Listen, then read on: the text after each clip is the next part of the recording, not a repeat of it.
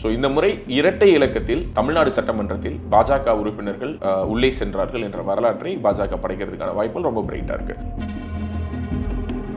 அண்ணாமலை நான் சீட்டு கேட்கலன்னு தான் சொன்னார், நான் போட்டியிட மாட்டேன்னு சொல்றேன், இந்த தேர்தலை நான் புறக்கணிக்கிறேன்னு சொல்றேன். இது கமலஹாசன் சொன்னார்ல, அது மாதிரி நான் இந்த தேர்தலில் போட்டியிட மாட்டோம், நாங்க வந்து நிபந்தனையற்ற ஆதரவு தெரிவிப்போங்கிற மாதிரி அண்ணாமலை அந்த ஸ்டேட்மெண்ட்ல நான் நிக்கலைங்க, நான் நிக்கிறவங்களுக்கு பிரச்சாரம் மட்டும் பண்ணுவேன் அப்படின்னு சொல்லியிருந்தாருன்னா அவர் வருத்தத்தில் இருக்காரு அல்லது அவருக்கு விருப்பம் இல்லை, அவரை சைலைன் பண்றாங்கன்னு நீங்க சொல்லலாம். இப்ப அண்ணாமலை காரியகர்த்தான்னு சொல்லி என்ன சாதிச்சிட்டாரு? இப்போ என்ன சாதிச்சிட்டாருன்னா உங்களை மாதிரி ஆட்கள் இந்த அளவுக்கு கதற விட்டுருக்காருல, அதான் அவருடைய சாதனை. இங்க இருக்கக்கூடிய ஊடகங்களை தொடர்ச்சியாக பதட்டத்திலே வச்சுட்டு இருக்காருல, அதான் அவருடைய சாதனை. ஒட்டுமொத்த திராவிட மாடல் அரசும் அவரை பார்த்து நடுங்குதிலே, அதான் அவருடைய சாதனை. அது ரெண்டு பேருமே சொல்லிட்டாங்க. ஏதாவது ஒரு இடத்துல அவரை பற்றி அவர் இவரை பற்றி ஏதாவது ஒரு கமெண்ட் பொதுவெளியில வச்சிருக்காங்க. அப்போ வானதி சீனிவாசனுக்கும் அண்ணாமலைக்கு ஏதாவது பிரச்சனையா? யாருக்காவது உங்களுக்கு அவர் கூட பிரச்சனை இருக்கணும், அப்படிதானே? அவர் பிரச்சனை இல்லாம இருக்கிறது உங்களுக்கு ஒரு பிரச்சனையா இருக்கு, எனக்கு புரியவே இல்லை. இன்றைய சிறப்பு நேர்காணலில் நம்மோடு இணைந்திருக்கிறார் பேசு தமிழா பேசு ராஜ்வேல் நாகராஜன் அவர்கள். வணக்கம். வணக்கம் சங்கர். தேர்தலுக்கு இன்னும் 27 நாள் தான் இருக்குது. இந்த மாதிரியான சூழலில் பாஜகவுக்கு 27 தொகுதிகள் ஒதுக்கப்பட்டிருக்கு. ஒரு பக்கம் பாஜக தலைமை இதை வந்து சந்தோஷப்பட்டிருந்தாலும் வலதுசாரி சிந்தனையாளர்கள் பாஜக வெளியிருந்து ஆதரிக்கக்கூடியவங்களாம் ரொம்ப கம்மியான நம்பர்ப்பா அப்படின்லாம் சொல்கிறதையும் நம்ம பார்க்குறோம். உங்களை மாதிரியான ஊடகவியலாளர்கள் நிறைய திட்டம் போட்டிங்க, அது எதுவும் நடக்கலை அப்படிங்கிறதுனால கொஞ்சம் வருத்தத்தோடு தான் இந்த நேர்காணல் நீங்கள் தொடங்குறீங்கிறது என்னால் புரிஞ்சுக்க முடியுது. ஒரு வின்வின் சுச்சுவேஷனில் இந்த அலையன்ஸ் சீல் பண்ணியிருக்கதா நான் பார்க்குறேன். 27 கான்ஸ்டியூன்சிஸ் அப்படிங்கிறது வந்து குட் நம்பரா பேட் நம்பரா அப்படிங்கிறது வந்து எந்த கான்ஸ்டியூன்சியில் அவங்க கண்டெஸ்ட் பண்ண போகிறாங்க அப்படிங்கிறது தான். ஒரு உதாரணத்துக்கு உங்ககிட்ட ஒரு 50 கான்ஸ்டியூன்சி கொடுத்து உங்களுக்கு வெற்றி வாய்ப்பே இல்லாத தொகுதிகளை கொடுக்கறதுல என்ன அர்த்தம் இருக்குது? ஸோ அப்போ இந்த 27 தொகுதிகள் என்ன பாஜக என்ன கேட்டது? இப்போ நீங்கள் வந்து 10 கான்ஸ்டியூன்சி கூட கேளுங்களேன், 10ஐயும் நீங்கள் கேட்குறத கொடுக்கணும்ல. இப்போ தேமுதிகவுக்கு 10 சீட்டுன்னு ஒதுக்கியிருக்காங்க, தேமுதிக கேட்கிற 10 திமுக கொடுக்குமா அப்படிங்கிற ஒரு கேள்வி இருக்குல்ல. ஆனால் இன்னைக்கு பாஜக 27 தொகுதிகளில் எனக்கு தெரிஞ்சு கூடுமான வரை குறைந்தபட்சம் ஒரு 20லிருந்து 22 தொகுதிகள் வரை இதுதான் எங்களுக்கு வேணும்னு டிமாண்ட் பண்ணி கேட்டு வாங்குற சிச்சுவேஷனில் இருக்காங்க. ஸோ முதல்ல இதை நம்ம எப்படி வேறுபடுத்தி பார்க்கணும்னா, 2021 20 சீட்டு கொடுக்கும்பொழுது அதில் நிறைய கான்ஸ்டியூன்சிஸ் வந்து பாஜகவுக்கு ஹோல்டு இல்லாத, பாஜக வந்து மிகப்பெரிய அளவில் கிளை அளவில் அங்கே வேரூன்றாத தொகுதிகள் கூட கொடுக்கப்பட்டது. ஸோ இன்னைக்கு அப்படி இல்லை, இன்னைக்கு கேட்டு வாங்கக்கூடிய இடத்துல இருக்காங்க. ஸோ வின்னபிலிட்டி என்னங்கிறத நம்ம பார்க்கணும். ஸோ வின்னிங் பர்சன்டேஜுங்கிறது ரொம்ப ரொம்ப முக்கியம். அப்போது 20லிருந்து 27 வந்திருக்காங்க அப்படின்னு பார்க்கக்கூடாது. 27ல் 25 தொகுதியோ 22 தொகுதியோ நேம் பண்ணி கேட்குற இடம் வரைக்கும் வளர்ந்துருக்காங்கன்னு தான் நம்ம அதை புரிஞ்சுக்கணும். அந்த வளர்ச்சிக்கு காரணம் அந்த கிரெடிட் நம்ம கொடுக்கலாம், அண்ணாமலை அவர்களுக்கு கொடுக்கலாம், இல்லை இந்த கட்சியில் உழைச்ச எல்லோருக்கும் கொடுக்கலாம், இந்த ஆன்லைனில் சண்டை போட்டவங்களுக்கு கொடுக்கலாம், எல்லோருக்கும் கொடுக்கலாம். ஏன்னா காங்கிரஸ் மாதிரி ஒரு எம்பியோ அல்லது ஒரு மேலிட பார்வையாளரோ இங்கே எதுவும் கருத்து தெரிவிக்கல, வருத்தம் தெரிவிக்கல, எங்களை கூப்பிடவே இல்லைன்னு சொல்ல, நாங்கள் இல்லாமல் ஜெயிக்க முடியாதுன்னு சொல்ல, இப்படி எதுவுமே பண்ணல. ரொம்ப ஸ்மூத்தாக கொண்டுட்டு போய் முடிச்சிருக்காங்கன்னு நினைக்கிறேன். One of the best ever seat sharing இது. ஸோ 27 கான்ஸ்டியூன்சிஸ் நம்பர்ஸை பார்க்கக்கூடாது. 4 எம்எல்ஏக்கள், அதாவது 20 சீட்டு கண்டெஸ்ட் பண்ணி 4 பேர், அதாவது 1/5 தான் நம்மளால ஜெயிக்க முடிஞ்சது. ஸோ அங்கிருந்து இன்னைக்கு எதை நோக்கி நகர்ந்திருக்கோம்? இப்போ அதிமுக நினைக்கலாம் இல்லையா, 20 தொகுதி கொடுத்தோம், 4 தான் ஜெயிச்சாங்க, ஒரு 16 ஜெயிச்சிருந்தா ஸோ இன்னும் கொஞ்சம் குரூஷியலான நம்பர்ஸை நோக்கி அவங்க நகர்ந்திருக்கலாம். ஸோ இப்போ அவங்களுடைய பார்வை அனைத்து அண்ணா திராவிட முன்னேற்ற கழகத்தை பொறுத்த வரைக்கும் பாஜகவுக்கு அவங்க கொடுத்துருக்கக்கூடிய நம்பர்ஸ் அப்படிங்கிறது அவங்களுமே நம்பராக பார்க்க மாட்டாங்க. அவங்களுடைய சர்க்கிளில் இருக்கக்கூடிய அவங்களுடைய உட்கட்சியில் இருக்கக்கூடியவங்க கூட பேசும்போது நம்ம புரிஞ்சுக்கிறது என்னன்னா, பாஜக இந்த தொகுதிகள் எங்களுக்கு வேண்டும் என்று கேட்கக்கூடிய இடத்தை நோக்கி நகர்ந்திருக்காங்க. அதுதான் பாஜகவுக்கு அதிமுக கொடுக்கக்கூடிய ஒரு ரெஸ்பெக்டா நம்ம பார்க்கிறோம். ஸோ அதனால தொகுதி பங்கீடு மிகவும் சுமூகமாகவும் சிறப்பாகவும் நடந்திருக்கதா. 21ல் 20 தொகுதியில் போட்டியிட்டு 4 தான் ஜெயிச்சிருக்காங்க. இப்போ 2026ல் 27 தொகுதி போட்டியிட்டு அதனுடைய இலக்கு என்னவா இருக்க போகுது அப்படிங்கிற கேள்வி இருக்கு. இந்த முறை நம்ம 27ல் எத்தனைங்க ஜெயிக்க முடியும் பாஜக? அந்த அளவுக்கு என்னங்க கட்சி வளர்ந்துருச்சு. அண்ணாமலையே வந்து சைட்ல எங்கேயோ ஒதுங்கி அவரே காரியகர்த்தான்னு சொல்லிட்டு இருக்காரு. 200% வந்து டபுள் டிஜிட் எம்எல்ஏஸ் வந்து போறதுக்கான வாய்ப்புகள் பிரகாசமா இருக்கு. ஸோ இந்த டபுள் டிஜிட் அப்படிங்கிறது 10 தொகுதியில் ஆரம்பிச்சு 27 தொகுதி வரைக்குமே டபுள் டிஜிட் தான், கரெக்டுங்களா? ஸோ இந்த முறை இரட்டை இலக்கத்தில் தமிழ்நாடு சட்டமன்றத்தில் பாஜக உறுப்பினர்கள் உள்ளே சென்றார்கள் என்ற வரலாற்றை பாஜக படைக்கிறதுக்கான வாய்ப்புகள் ரொம்ப பிரைட்டா இருக்கு. கேண்டிடேட் சூஸ் பண்றதுல மிகவும் சரியாக சிறப்பாக செயல்பட்டாங்கன்னா குறைந்தபட்சம் 10 அதிகபட்சம் 27 தொகுதியுமே ஜெயிப்பாங்க அப்படின்னு கூட சொல்ல தான் செய்வாங்க எல்லாருமே. யாருமே அவங்க கட்சி தோக்குன்னு சொல்ல மாட்டாங்க. பட் ப்ராக்டிக்கலி இந்த நம்பர்ஸை பார்க்கும்போது மினிமம் இதில் 50% கன்வர்ஷன் எடுத்துக்கிட்டா கூட 13-14 பேர் வரைக்கும் போகலாம். குறைந்தபட்சம் 10 தொகுதிகளையாவது வெல்லுவாங்க அப்படின்னு சொல்லி நான் நம்புறேன்.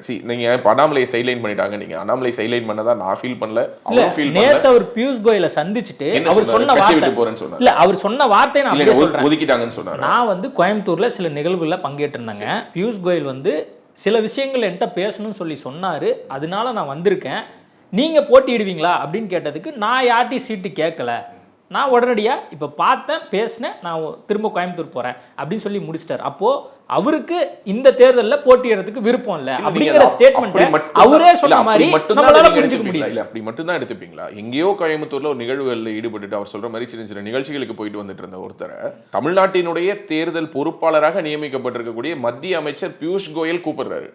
சோ அண்ணாமலை சைலைன் பண்ணப்பட்டாருன்னா எதுக்கு அவரை கூப்பிடணும்? அவர் பாட்டுக்கு கோயம்புத்தூர்ல ஏதோ நிகழ்ச்சிகளுக்கு போயிட்டு இல்ல, இருக்காரு. அதிமுக அலுவலகத்துக்கு அண்ணாமலை வரல. பியூஷ் கோயல் இன்னும் வரைக்குமே வந்து சென்னையில தான் இருக்காரு. சென்னையில அண்ணாமலை என்ன சொல்றாரு? நான் வந்து கோயம்புத்தூர் போறேங்கிறாரு. சென்னையில அப்ப கோயம்புத்தூர்ல ஏதாவது போட்டியிட போறதுக்காக போறாரா, சென்னையில இல்ல அவரோட தனிப்பட்ட நிகழ்வுக்காக போறாரு? எதுக்காக போறாரு அண்ணாமலை? இனிமே உங்கள்ட்ட சொல்லிடுவோம். ரெகுலரா வேற என்ன சொல்ல முடியும்? எங்க அண்ணாமலை நேர்மையா சொல்ல வேண்டியதானே? என்ன பிரச்சனை? அண்ணா திராவிட முன்னேற்ற கழக அலுவலகத்திற்கு வரவில்லை என்று சொல்லக்கூடிய சங்கருக்கு கோயம்புத்தூர்ல இருந்து கரூருக்கு போய் ஒரு மாவட்ட நிகழ்ச்சியில் கலந்து கொள்வதற்காக சென்றவர் கரூர்ல இருக்கக்கூடிய அனைத்து இந்திய அண்ணா திராவிட முன்னேற்ற கழகத்தினுடைய மாவட்ட அலுவலகத்துக்கு போனார். அதை நீங்க சொல்ல மாட்டேங்கிறீங்களே. ஏன்னா உங்களுக்கு இதை சொன்னாதான் உங்களுக்கு வந்து கரெக்டா இருக்கும் இல்லையா? இதுதான் உங்களோட ஹிட் ஜாப் அப்படிங்கறத நான் ஓப்பனாவே கேட்கிறேன். என்னன்னா எப்படிங்க சென்னையில் இருக்கக்கூடிய அஇஅதிமுக ஆபீஸ்க்கு அண்ணாமலை வரலன்னு சொல்ற நீங்க, இதுவரை அண்ணாமலை எந்த ஒரு அனைத்து இந்திய அண்ணா திராவிட முன்னேற்ற கழகத்தினுடைய மாவட்ட அலுவலகத்துக்கும் போனதே கிடையாது. கரூருக்கு போனாரே, அதை ஏன் சொல்ல மாட்டேங்கிறீங்கன்னு கேக்குறேன். எம்ஆர் விஜயபாஸ்கர் வாசல்ல வந்து வரவேற்றாரு. அது ஒரு மோட்டிவ் இருக்கு. செந்தில் பாலாஜிக்கும் அவருக்கும் என்ன மாதிரியான போர் இருக்கு அப்படிங்கிறது தெரியும். அதனால ஒரு நோக்கத்துக்காக போயிருக்காரு. நல்ல விஷயம் தானே. அப்படின்னா அந்த போரை அவர் கூர்மைப்படுத்துறாரு தானே, அந்த போரை வந்து அவர் தீவிரப்படுத்துறாரு தானே. செந்தில் பாலாஜியுடைய கோட்டையாக கருதப்படக்கூடிய கரூருடைய அனைத்து இந்திய அண்ணா திராவிட முன்னேற்ற கழக அலுவலகத்திற்கு போனதன் மூலமாக பாஜகவினரையும் கரூர்ல இருக்கக்கூடிய ஏடிஎம்கே கேடர்ஸையும் ஒன்னு சேர்க்கிறாரு, which is good for the party. அதுல என்ன தப்பு இருக்கு? சோ எந்த ஒரு மாவட்ட அலுவலகத்துக்கும் போகாத அண்ணாமலை ஒரு மாவட்ட அதிமுக அலுவலகத்துக்கு போயிருக்கார் அப்படிங்கறத கேரி பண்ணாத நம்ம ஏன் அவர் வந்து ஏடிஎம்கே ஆஃபீஸ்க்கு வரலன்னு கேக்குறீங்க? சைட்லைன் பண்ணப்பட்டாராங்கிறீங்க. அப்புறம் நீங்களே தான் சொல்றீங்க பியூஷ் கோயல் அழைச்சாரு அதனால வந்தாரு. அவர் ஒரு விஷயத்தை ரொம்ப தெளிவா சொல்றாரு. நான் சீட்டு கேட்கலன்னு சொல்றாரு. அதனுடைய அர்த்தம் நிறைய பேர் சீட்டு கேட்டுட்டு இருக்காங்கிற செய்திகளை நீங்க போட்டுட்டு இருக்கீங்க. நான் அந்த லிஸ்ட்ல கிடையாது. எனக்கு அறிவிச்சா நான் போட்டியிடுவேன். அவர் அன்று முதல் இன்று வரை சொல்றது என்னன்னா ஒரு காரியகர்த்தான்னு சொல்லி கிட்டத்தட்ட அவர் கூட இருந்தவரையும் கடைசியா வந்து என்னவா அவர் வந்து கன்சிடர் பண்ணார் அப்படின்னு ஒண்ணு இருக்குல்ல. என்ன பண்ணாரு எனக்கு புரியல. என்ன சொல்ல வரீங்க? அண்ணாமலை நம்பி நான் வந்து பாஜக ஓட்டு போட்டேன், அண்ணாமலையை நம்பி நான் வந்து கட்சிக்கு வந்தேன், அண்ணாமலையால எனக்கு என்ன பிரயோஜனம் அப்படின்னு இப்ப அந்த இடத்துல வந்து நின்னுட்டாங்கல்ல. இப்ப அண்ணாமலையால எனக்கு என்ன பிரயோஜனம்னு யார் கேட்டாங்கன்னு எனக்கு உண்மையாவே தெரியல. யாராவது உங்கள்கிட்ட கேட்டிருந்தாங்கன்னா சொல்லுங்க, ஆதாரத்தை எடுத்து வைங்க, பொது வெளியில வச்சாங்கன்னா நம்ம பேசலாம். இதுவரை எனக்கு தெரிந்து ஒருவர் கூட, நான் இன்னும் சொல்ல போனா அவர் மாநில தலைவராக இருந்து அவர் அதிலிருந்து ஸ்டெப் டவுன் பண்ணி அவர் இப்ப வெளியில வந்து புதிய மாநில தலைவர் பொறுப்பேற்று கிட்டத்தட்ட 1 வருஷம் ஆயிடுச்சு. இந்த 1 வருஷத்துல ஒருத்தங்களாவது அண்ணாமலையை நம்பி நான் வந்து பல கோடி செலவு பண்ணிட்டேன், அண்ணாமலையை நம்பி நான் வந்து அரசியலுக்கு வந்தேன், என்ன நட்டாத்துல விட்டுட்டு போயிட்டாருன்னு சொல்ற அளவுக்கு அவர் என்ன பண்ணாரு? அவர் இங்க யாருடைய அரசியல் வாழ்க்கையும் அவர் கெடுக்கல, யாருடைய அரசியல் வாழ்க்கைக்கும் அவர் எதுவும் ஒரு ப்ராமிசஸ் கொடுக்கல. அவரு வந்தாரு, அவருடைய வேலைகளை செய்தார், கட்சியை வளர்த்தார். திரும்ப கட்சி சொல்லிச்சு நீங்க ஸ்டெப் டவுன் பண்ணுங்க, அடுத்த ஒரு மாநில தலைவராக வேற ஒருத்தர் வைப்போம், தேர்தல் இந்த போன்ற ஈக்குவேஷன்ஸ்க்கு வேறொரு மாநில தலைவர் இருந்தால் நல்லா இருக்கும்னு சொல்லி கட்சி ஒரு முடிவு எடுத்துச்சு, ஸ்டெப் டவுன் ஆனாரு. இதுவரைக்கும் ஏதாவது ஒரு இடத்தில் அவருடைய வருத்தத்தை அவருடைய ஆதங்கத்தை ஏதாவது பதிவு செய்திருக்காரா? மாநில தலைமை நேரம் வரும்போது சொல்றேன் அப்படிங்கறத நிறைய முறை அவரே பயன்படுத்தி இருக்காரு. அதெல்லாம் கடந்து வந்தாச்சு. அதெல்லாம் கடந்து இப்ப எலெக்ஷனுடைய மூடுக்கு வந்துட்டாரு. அவர் இப்ப போட்டியிடுவாரா இல்லையாங்கிறது மட்டும் தான் கேள்வி. உங்களை போன்றவர்களுக்கு இந்த பதட்டத்தின் மூலமா நான் புரிஞ்சுக்கிறது என்னன்னா, அண்ணாமலை போட்டியிட கூடாதுங்கிறதுல நீங்க எல்லாம் தெளிவா இருக்கீங்க. அதானே உங்களோட நோக்கம்? தானே இல்ல உங்களுடைய பதட்டம் எதற்காக இவ்வளவு பதட்டம்? அண்ணாமலை நான் சீட்டு கேட்கலன்னு தான் சொன்னார், நான் போட்டியிட மாட்டேன்னு சொல்றேன், இந்த தேர்தலை நான் புறக்கணிக்கிறேன்னு சொல்றேன். இது கமலஹாசன் சொன்னார்ல, அது மாதிரி நான் இந்த தேர்தலில் போட்டியிட மாட்டோம், நாங்க வந்து நிபந்தனையற்ற ஆதரவு தெரிவிப்போங்கிற மாதிரி அண்ணாமலை அந்த ஸ்டேட்மெண்ட்ல நான் நிக்கலைங்க, நான் நிக்கிறவங்களுக்கு பிரச்சாரம் மட்டும் பண்ணுவேன் அப்படின்னு சொல்லியிருந்தாருன்னா அவர் வருத்தத்தில் இருக்காரு அல்லது அவருக்கு விருப்பம் இல்லை, அவரை சைலைன் பண்றாங்கன்னு நீங்க சொல்லலாம். நான் சீட்டு கேட்கலன்னு சொல்றாரு, நான் ஒரு காரியகர்த்தா, நான் என் வேலையை பார்த்துட்டு இருக்கேங்கிறாரு. இதுல என்ன பிரச்சனை?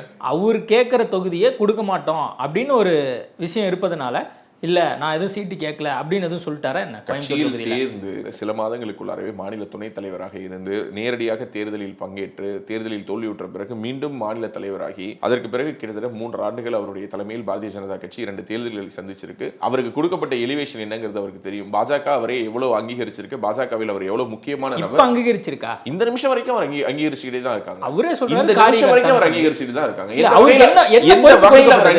என்ன பொறுப்பு அவருக்கு கொடுக்கப்பட்டிருக்கு? எந்த பொறுப்புமே அவருக்கு இல்ல. என்னங்க பண்ண முடியும்? என் கட்சி தொண்டர் என் கூட வந்தவங்க கேட்கறாங்க அப்படின்னு சரத்குமார் சொன்னார். அதே மாதிரி இப்ப அண்ணாமலை காரியகர்த்தான்னு சொல்லி என்ன சாதிச்சிட்டாரு? அதுதான் இப்ப என்ன சாதிச்சிட்டாருன்னா, உங்களை மாதிரி ஆட்களை இந்த அளவுக்கு கதற விட்டுருக்காருல, அதான் அவருடைய சாதனை. இங்க இருக்கக்கூடிய ஊடகங்களை தொடர்ச்சியாக பதட்டத்திலேயே வச்சிட்டு இருக்காருல, அதான் அவருடைய சாதனை. ஒட்டுமொத்த திராவிட மாடல் அரசும் அவரை பார்த்து நடுங்குதில்லையே, அதான் அவருடைய சாதனை. இன்னைக்கு இந்த நிமிஷம் நீங்க அவர் என்ன பண்ணிட்டு இருக்காருன்னு கேக்குறீங்க. அவரை புதுச்சேரியில் எஸ்ஐஆருக்கு பிறகு அங்கு வாக்காளர் திருத்தம் எல்லாம் நடந்ததற்கு பிறகு எப்படி இந்த தேர்தலை எதிர்கொள்வது என்பதற்கான ஆலோசனைகளை வழங்கக்கூடிய முக்கியமான பொறுப்பில் அவர் புதுச்சேரியில் போய் ஒர்க் பண்ணாரு. கோவால போய் ஒர்க் பண்ணாரு. இப்பவும் அவரை வந்து புதுச்சேரிக்கான பிரச்சார பட்டியலில் வந்து அவரும் இடம்பெற்றிருக்கிறாரு. புதுச்சேரியில் அவர் வந்து பிரச்சாரம் செய்வதாக இருக்கிறார். மிக முக்கியமாக ஒரு விஷயத்தை நீங்க புரிஞ்சுக்கணுங்க. என்னன்னா, அண்ணாமலை அப்படிங்கிறவர் கட்சிக்கு வந்து அவர் இந்த கட்சியில டிராவல் பண்ண ஆரம்பிச்சு முழுமையாக 5 ஆண்டுகள் தான் இருக்கு. இந்த 5 ஆண்டுகளுக்குள்ளார தமிழ்நாட்டுக்கு அண்ணாமலை எவ்வளவு முக்கியம், அண்ணாமலை பாரதிய ஜனதா கட்சிக்கு எவ்வளவு முக்கியம் அப்படிங்கறத தேசிய தலைமை உணர்ந்திருக்காங்க, மாநில தலைமை உணர்ந்திருக்காங்க. மாநில தலைமை உணர்ந்திருந்தா நீங்க எல்லா நிகழ்ச்சியிலுமே நீங்க பார்ட்டிசிபேட் பண்ணுங்க, எல்லா முக்கிய நிகழ்ச்சிலும் நீங்க இருக்கணுங்க அப்படின்னு சொல்லணும்ல. இப்பதான் நீங்க முக்கியமான இடத்துக்கு வரீங்க. எல்லா முக்கியமான நிகழ்வுகளிலும் அவருக்கு அழைப்பு விடுக்காமல் இருக்கப்பட்டிருக்குதுன்னு யாருமே சொல்லவே இல்லை. எல்லா நிகழ்வுகளுக்கும் அவருக்கு அழைப்பு விடுக்கப்படுது. அவர் சூஸ் பண்ற இடத்துல இருக்காரு. இந்த நிகழ்வுக்கு போகணுமா இல்லையாங்கிறத அவர் சூஸ் பண்ற. அப்போ மாநில தலைமைக்கும் அண்ணாமலைக்கும் ஏதோ பிரச்சனை இருக்கு, அண்ணாமலைக்கும் தேசிய தலைமைக்கும் பிரச்சனை இல்லை. மொத்தத்துல நீங்க வந்து இந்த தேர்தல் முடிகிற வரைக்கும் இந்த அண்ணாமலை நயினார்னு பேசி இந்த சின்ன முடிகிற வேலையை விட மாட்டீங்க. அதுல ஒரு சந்தோஷம் அதானே. அவருடைய கருத்துக்கள் இரண்டு பேரும் மிக தெளிவாக சொல்லிட்டாங்க, நாங்க 2 பேரும் இணைந்து செயல்படுறோம்னு. திரு நயினார் நாகேந்திரன் அவர்களுடைய அரசியல் பாதை என்பது வேறு, திரு அண்ணாமலை அவர்களுடைய அரசியல் பாதை என்பது வேறு. அது 2 பேருமே சொல்லிட்டாங்க. ஏதாவது ஒரு இடத்துல இவர் அவரை பற்றி, அவர் இவரை பற்றி ஏதாவது ஒரு கமெண்ட் பொதுவெளியில வச்சிருக்காங்க. அப்போ வானதி சீனிவாசனுக்கும் அண்ணாமலைக்கு ஏதாவது பிரச்சனையா? இப்ப யாருக்காவது உங்களுக்கு அவர் கூட பிரச்சனை இருக்கணும் அப்படிதானே. அவர் பிரச்சனை இல்லாம இருக்கிறது உங்களுக்கு ஒரு பிரச்சனையா இருக்கு. எனக்கு புரியவே இல்லை. எங்க நயினாருக்கும் அவருக்கு என்ன பிரச்சனைன்னு கேக்குறீங்க. பிரச்சனையான்னு கேக்குறீங்க. வானதிக்கும் அவருக்கும் பிரச்சனை இல்லைன்னு சொன்னா அடுத்து தமிழிசைக்கும் அவருக்கும் பிரச்சனையான்னு கேட்பீங்க. அவங்களுக்கும் பிரச்சனை இல்லைன்னா அடுத்து அவருக்கு எனக்கு ஏதாவது பிரச்சனையான்னு கேட்பீங்க. இப்போ உங்களுக்கு என்ன பிரச்சனைன்னு தான் எனக்கு புரியல.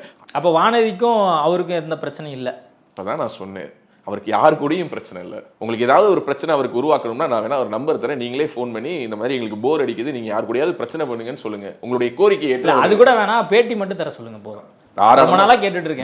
அவருக்கும் மெசேஜ் பண்றேன், தாராளமா கொடுப்பாரு. இந்த தேர்தலில் உங்களுக்கான பேட்டி கொடுப்பாரு. ஆனா ஒரே ஒரு விஷயம் தான், மறுபடியும் அவர்கிட்ட போயிட்டு உங்களுக்கு வானதிக்கு என்ன பிரச்சனை, உங்களுக்கு நயினாருக்கு என்ன பிரச்சனைன்னு கேட்க கூடாது. உண்மையாவே அவர் நிக்கிற தொகுதியில் என்ன பிரச்சனை, 5 ஆண்டுகள் திமுக அரசுனால தமிழக மக்களுக்கு என்ன பிரச்சனைன்னு கேளுங்க. 10 லட்சம் கோடி கடன் வாங்கினதுனால தமிழக மக்களுக்கு என்ன பிரச்சனைன்னு கேளுங்க.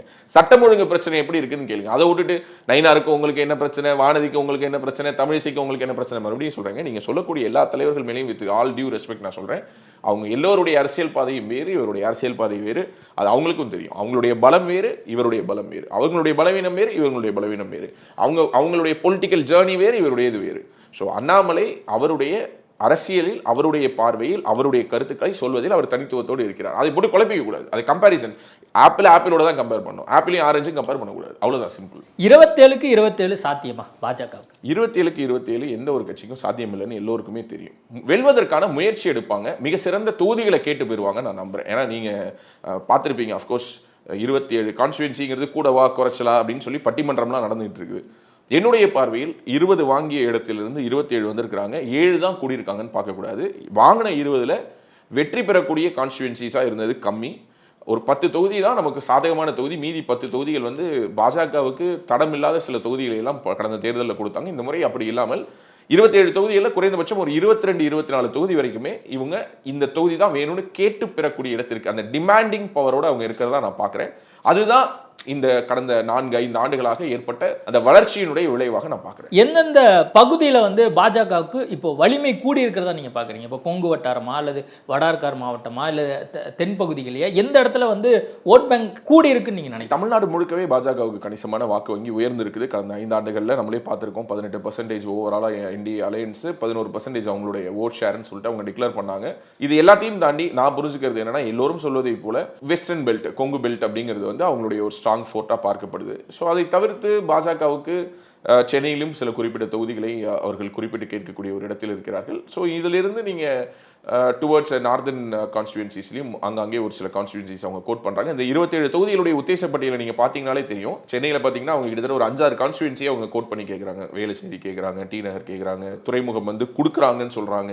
அதே மாதிரி மயிலாப்பூர் கேட்குறாங்க, விருகம்பாக்கம் கேட்குறாங்க. இந்த மாதிரி சென்னைக்குள்ளார பல கான்ஸ்டியூன்சிஸை தங்களுடைய வாக்கு வங்கி உயர்ந்திருப்பதாக சொல்லி கேட்கிறார்கள். அதற்கு அவங்க ஆதாரமாக எடுத்து வைப்பது கடந்த பாராளுமன்ற தேர்தல். கடந்த பாராளுமன்ற தேர்தலில் எந்தெந்த தொகுதிகளெல்லாம் அவர்கள் அதிமுகவை விட அதிகமாக வாங்கினாங்களோ, கிட்டத்தட்ட 68 கான்ஸ்டியூன்சிஸில், ஒட்டுமொத்த 234ல் 68 சட்டமன்ற தொகுதிகளில் அனைத்து அண்ணா திராவிட முன்னேற்ற கழகத்தை விட பாஜக அதிகமான வாக்குகளை வாங்கியிருந்தது. அந்த 68 தொகுதிகளை வச்சு தான் அவங்க முதல்ல அந்த டிஸ்கஷன்ஸே ஆரம்பிச்சாங்க. அதாவது ஏடிஎம்கே இல்லாமல் எங்களால் இந்த 68 கான்ஸ்டியூன்சியில் கூட வாங்க முடிஞ்சிருக்கு, நாங்கள் செகண்ட் பிளேஸ் வந்திருக்கோம். ஏன்னா இவங்க கூட இருந்த அலையன்ஸ் பார்ட்னர்ஸ் யாருன்னு உங்களுக்கே தெரியும். ஸோ அமமுக இருந்தாங்க, மற்ற கட்சிகளை வச்சுட்டு அவங்க தேர்தலை சந்திச்சாங்க.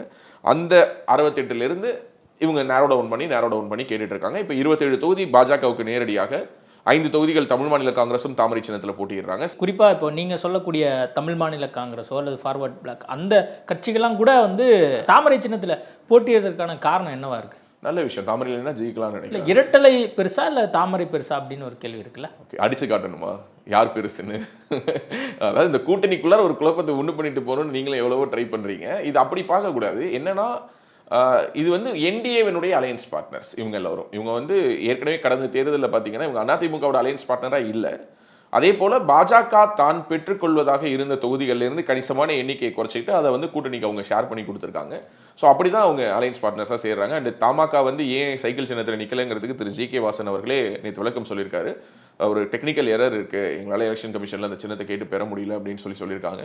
ஸோ அதனால வந்து அவங்க தாமரை சின்னத்தில் நிற்கிறாங்க. ஸோ இதில் தாமரை பெருசா ரெட்டலை பெருசா அப்படிங்கிறதுல அவங்களுக்கு வின்னிங் பாசிபிலிட்டி அப்படின்னு ஒன்று இருக்கு. இப்போ தமாகாவுக்கு ஒதுக்கப்பட்ட தொகுதியில் நீங்க பார்த்திருப்பீங்க. திமுக சைடில் பார்க்கும்போது நீங்க உதயசூரியன் சின்னத்தில் நில்லுங்க அப்படின்னு சொல்லி கமலஹாசனை சொன்னதாக அவரே வந்து சொன்னதை நம்ம பார்த்தோம். அதிமுக நிற்க சொல்லியிருக்காங்கல்ல. இல்லை அதான் அப்படி இருக்கும்போது அவங்க சொல்றாங்கல்ல உதயசூரியன் நின்னா வின்னிங் பாசிபிலிட்டி அதிகம். அந்த மாதிரி எடப்பாடி பழனிசாமி இரட்டையில் நின்றுருந்தா வின்னிங் பாசிபிலிட்டி அதிகம் அப்படின்னு அவர் நினைச்சிருப்பார். ஆனா நம்ம என்டிஏ கூட்டணியில் ஆல்ரெடி இருக்கோம் அப்படிங்கறக்காகவே நீங்க தாமரை சின்னத்துல நீங்க நில்லுங்க அப்படின்னு சொல்லி பாஜக தலைமை சொல்றது எப்படி சரி? இல்லை அப்படின்னா நீங்க தாமரையில் நின்னா ஜெயிக்க முடியாதுன்னு நீங்க சொல்ற மாதிரி இருக்கா? இல்ல பாஜக நிக்கிறதுல எந்த பிரச்சனையும் இல்லை. அப்படிலாம் இல்லைங்க. தமாக ரெட்டையில நிக்க விடாம நம்ம தாமரையில் நிக்க விடுறோமே. இப்ப வைகோ வந்து 3 தொகுதி வந்து உதயசூரியன் சின்னத்துல நிக்கிறாரு, கரெக்டுங்களா? வைகோ வந்து 3 உதயசூரியன்லயும் 1 வந்து தனி சின்னத்திலையும் நிக்கிறாரு. இப்போ 3 தொகுதி வந்து உதயசூரியன்ல நிற்கக்கூடிய வைகோவுக்கு சமூகத்தில் இருக்கக்கூடிய ஒரு மரியாதை என்ன? திமுக கட்டளை இடுது. கமலஹாசன் வந்து விருப்பப்பட்டு உதயசூரியன் கேட்கல. அவர் விருப்பப்பட்டது டார்ச் சைடில் தான். அவர் ஓப்பனா அறிக்கையிலேயே சொல்லியிருக்காரு, டார்ச் சைடில் நிற்கிறது தான் சரியா இருக்கும். ஆனால் உதயசூரியன்ல நிற்க முடியுமான்னு கேட்கும்பொழுது என்னுடைய தன்மானம் இடம் கொடுக்கல அப்படிங்கிறத அவர் வேற வார்த்தைகளில் சொல்றாரு. ஸோ அப்படியான ஒரு நெருக்கடி இங்கே கொடுக்கவே இல்லை. தமிழ் மாநில காங்கிரஸிடம் அவர்கள் 5 தொகுதிகளை கொடுப்பது மட்டும்தான் அவங்களுடைய வேலை. தமிழ் மாநில காங்கிரஸுக்கு அந்த சுதந்திரம் கொடுக்கப்பட்டிருக்கு. அதுக்கு ஒரு உதாரணம் வேணா சொல்லட்டுமா? தமிழக மக்கள் முன்னேற்ற கழகத்துக்கு ராஜபாளையம் தொகுதி கொடுத்துருக்காங்க.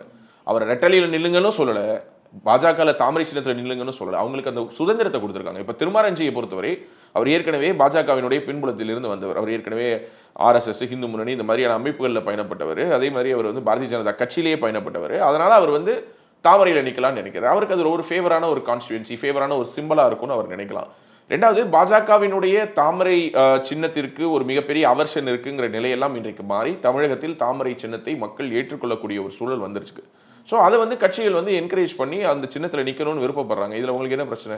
போன தடவை 4 தாமரை மலர்ந்து இந்த முறை எத்தனை தாமரை மலரும்? நீங்கெல்லாம் வைத்தறிச்சல் படக்கூடிய அளவுக்கு அதிகமான எண்ணிக்கையில் மலரும். எவ்வளவு மலர்ந்தா நீங்க வந்து அன்று இரவு சாப்பிடாமல் 2 நாட்கள் தூங்காமல்? எனக்கு எந்த விருப்பம்லாம் இல்லை. நீங்க ஜெயிக்கிறதுனா ஜெயிச்சு 27 ஜெயிச்சா சங்கருக்கு சந்தோஷம் அப்படின்னு நம்ம எடுத்துக்கலாமா? போட்டியிட்டு மக்கள் தேர்ந்தெடுத்தாங்கன்னா அவ்வளவுதானே, மக்கள் தேர்ந்தெடுக்க போறாங்க. இந்த முறை இரட்டை இலக்கத்துல போவாங்க. பாஜக விருப்பை தொடர்ச்சியாக ஏதோ ஒரு வகையில உங்களுடைய நேர்காணல்களில் தொடர்ந்து விதைத்துக் கொண்டிருக்கக்கூடிய ஊடகவியலாளர்கள் கதறக்கூடிய வகையில் 1 நாள் 2 நாள் தூங்க முடியாத அளவுக்கு, பசியிலேயே நீங்கள் வாடக்கூடிய அளவுக்கான எண்ணிக்கையில் வெற்றி பெறுவார்கள் நான் நம்புறேன். சரத்குமார் விவகாரத்துல என்னதான் பிரச்சனை? ஒரு பிரச்சனையும் இல்லை. ஏன் அவரும் இப்போ அண்ணாமலை பிரச்சனையை முடிச்சிட்டீங்க, அடுத்து சரத்குமார் பிரச்சனைக்கு வரணும்ல. அவரு ரொம்ப ஆதங்கப்படுறாரு. நான் என்னுடைய ஆதங்கத்தை தான் நான் வெளிப்படுத்தி சொல்றேன். அவரு பண்பான ஒரு அரசியல்வாதி, ஓகே, நல்ல நடிகர், ஓகே, ஒரு தேர்ந்த பேச்சாளர், ஒரு நல்ல ஒரு இன்டெலெக்சுவல். அவர் அவருடைய ஆதங்கத்தை சொல்லியிருக்காரு. நான் வந்தேன், எனக்கு இன்னும் பொறுப்பு கொடுக்கலன்னு சொல்லியிருக்காரு. ஒரு ஜனநாயகத்தில் அதுக்கான ஒரு இடம் இருக்குல்ல. இப்போ திமுக யாராவது இப்படி பேச முடியுமா? யோசிச்சு பாருங்க. நயினா நாகேந்திரன் கொஞ்சம் ரெக்கமெண்ட் பண்ணியிருந்தா கொடுத்துருந்துருப்பாங்கல்ல. அவர் ரெக்கமெண்ட் பண்ணலன்னு உங்கள்கிட்ட சொன்னாங்களா? அவர் இங்கே பாருங்க, ஒரு மாநில தலைவருக்குன்னு ஒரு புரோட்டோகால் இருக்கு. எனக்கு தெரிஞ்சு நான் நயினார் நாகேந்திரன் மாதிரியான ஒரு ஸ்வீட்டான, ஒரு ஹம்பிளான, ஒரு டிப்ளமேட்டிக்கான ஒரு பொலிட்டீஷியன் நான் பார்த்ததே கிடையாது. ஏன்னா அவர் அண்ணா திராவிட முன்னேற்ற கழகத்தில் அரசியல் பயின்றவர். 2001 2006 வரைக்கும் ஜெயலலிதா அவர்களுடைய அமைச்சரவையில் அவர் வந்து அமைச்சராக இருந்தவர். தொழில்துறை அமைச்சர், மின்துறை அமைச்சர். அவருக்கு ஹேண்டில் பண்ணாத போர்ட்ஃபோலியோஸே கிடையாது. போக்குவரத்து துறை அமைச்சராக இருந்தார். ஸோ இவ்வளோ போர்ட்ஃபோலியோ ஹேண்டில் பண்ணவர். யாரை போர்ட்ஃபோலியோவில் ஷஃபில் பண்ணாங்கனாலும், மினிஸ்ட்ரியில் ஷஃபில் நடந்ததுனாலும் அந்த துறை இவர்கிட்ட தான் வரும். அந்த அளவுக்கு ஒரு நம்பிக்கைக்குரிய நபராக அந்த காலகட்டத்தில் அவர் இருந்திருக்கிறார். ஸோ அப்படிப்பட்டவருக்கு சரத்குமார் எப்படி ஹேண்டில் பண்ணணும், இங்கே நடக்கக்கூடிய இந்த மாதிரியான விஷயங்களை எப்படி ஹேண்டில் பண்ணணும், சங்கர் எப்படி ஹேண்டில் பண்ணுங்கிறது வரைக்கும் அவருக்கு ஒரு ஐடியா இருக்கும். அதனால வந்து தேர்தல் நேரத்தில் தேர்தல் வேலைகளில் கவனம் செலுத்துகிறார்கள். திரு சரத்குமார் அவர்களுடைய கோரிக்கை, அவருடைய ஆதங்கம் அவர் பதிவு செய்திருக்காரு. அதுக்கான முழு சுதந்திரம் இருக்கக்கூடிய ஒரு கட்சியாக பாரதிய ஜனதா கட்சியை மாநில தலைவராக அவர் வச்சிருக்கிறாரு. ஸோ அவருடைய கன்சர்ன்ஸை கண்டிப்பாக அட்ரஸ் பண்ணுவாங்க நான் நினைக்கிறேன். ஏன்னா அவர் வந்து ஒரு முக்கியமான ஒரு நடிகர். அவருக்கென்ற ஒரு சமூக பின்புலம் இருக்கு, ஒரு கட்சியை கலைச்சிட்டு வந்து இதுல சேர்ந்திருக்கிறாரு. அப்படிப்பட்டவரை சரியான விதத்துல அங்கீகரிப்பாங்க நான் நினைக்கிறேன். நம்ம இந்த தேர்தல் வரைக்கும் வெயிட் பண்ணி பார்க்கலாம். அவரையே வந்து திரும்ப கட்சியை வந்து ஆரம்பிச்சிடலாம் அப்படிங்கிற அளவுக்கு பாஜக யோசிக்க வச்சிருச்சு. ஒரு கட்சி நடத்துறது அவ்வளவு ஈஸி கிடையாது. சிவாஜி கணேசன்ல தொடங்கி இப்ப விஜய் வரைக்கும் எவ்வளவு சிரமப்படுறாங்கிறது சரத்குமார் அவர்களுக்கும் தெரியும். அவரும் கட்சி நடத்தினவர் தான். ஸோ அதனால வந்து திரும்ப அப்படிப்பட்ட ஒரு முடிவை அவர் எடுக்க மாட்டார். கூடுமானவரை சீக்கிரமாகவே ஒரு நல்ல ஒரு செய்தி, அவருக்கு சரியான ஒரு அங்கீகாரம் கொடுக்கப்படும் அப்படின்னு நான் நம்புகிறேன். அதுதான் நடக்க போகுது. ஸோ உங்களுடைய எண்ணம் கண்டிப்பாக இதுலேயும் நிறைவேற போகிறது இல்லை. ஓகே, நிறைய விஷயங்கள் குறித்து பேசியிருக்கோம். நேர்காணல் கொடுத்ததுக்கு மிக்க நன்றி. உலக தமிழ் சொந்தங்களுக்கு வணக்கம். நான் ராஜவேல் நாகராஜன். பேசு தமிழா பேசு வலையொலியுடைய வளர்ச்சிக்கு நீங்களும் உறுதுணையாக இருக்கணும்னு நினச்சிங்கன்னா இந்த வீடியோடைய டிஸ்கிரிப்ஷனில் இருக்கக்கூடிய ரேசர் பே லிங்கை கிளிக் பண்ணுங்கள். அந்த லிங்க்கில் போயிட்டு உங்களுக்கு விருப்பமான தொகையை பேசு தமிழா பேசுவனுடைய வளர்ச்சிக்கு உங்களுடைய பங்களிப்பாக நீங்கள் கொடுக்கலாம். நன்றி, வணக்கம்.